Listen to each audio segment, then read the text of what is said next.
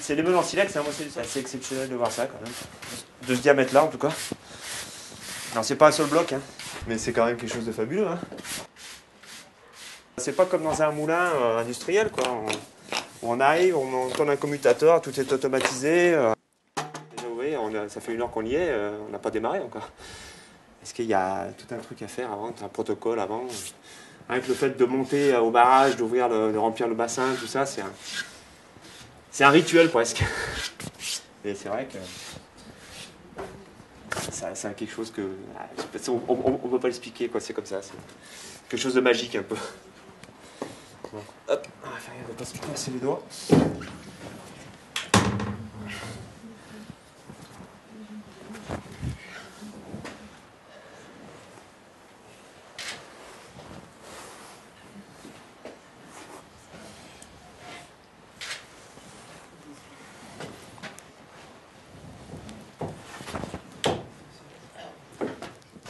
En fait, on s'est formé un peu sur le tas.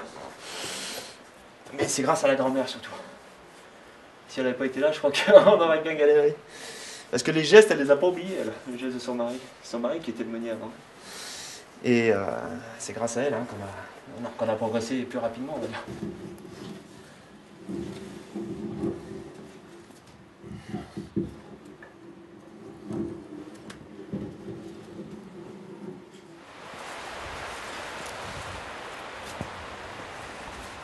Je vais pousser du blé. Et à côté de ça, je viens le moudre ici. Mais bon, je fais pas que du blé, je fais des légumes, je fais du tournesol quand je transforme en huile aussi.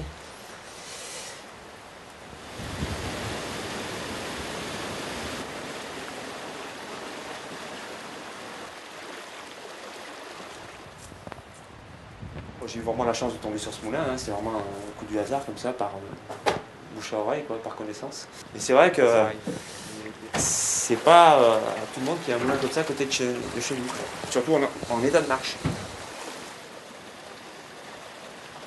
Au décès de mon père, mon fils, pour pouvoir continuer le travail qu'avait commencé mon père, il a voulu que ce moulin revive. Hein, un peu pour faire vivre la mémoire, lui de son grand-père et moi de mon père. Mon fils a rencontré M. Flores et M. Flores était intéressé pour moudre des céréales. Donc nous on s'est dit bon, on va être prestataire de service. Et on prête le moulin en fait pour qu'il moue ses céréales, quoi, c'est tout. On n'a pas d'autre ambition beaucoup plus large que ça. C'est de faire revivre le patrimoine. Ce site entre tout à fait dans les objectifs du parc national qui souhaitait que ce site puisse revivre aussi. Il a souhaité être au plus près de la volonté du propriétaire qui était de faire revivre le site. Donc en fait, en 2006, les roues à aubes ont été remises en état et le moulin a repris ses fonctions en 2007, a pu être remis en route vraiment. Ça n'a pas été facile au départ parce que les roues à aubes ce sont des roues à aubes horizontales et les roues à aubes étaient complètement mangées par l'eau, par l'usure. Donc il a fallu qu'ils refassent des plans pour reprendre ces roues à aubes dans leurs dimensions, etc. Et il a trouvé un atelier pour handicapés près d'Alès, le Valadarias, ils ont bien voulu prendre le chantier et ça s'est passé comme ça.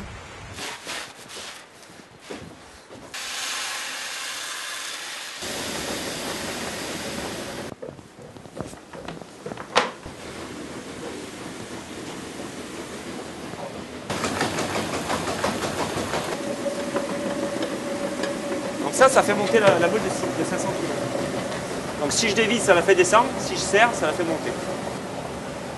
Et ça permet de régler la finesse de la mouture.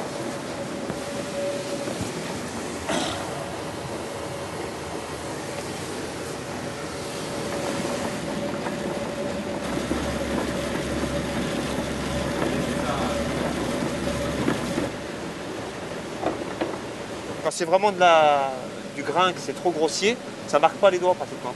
Là, c'est presque ça, c'est pas encore, ça mériterait encore un petit peu de finesse.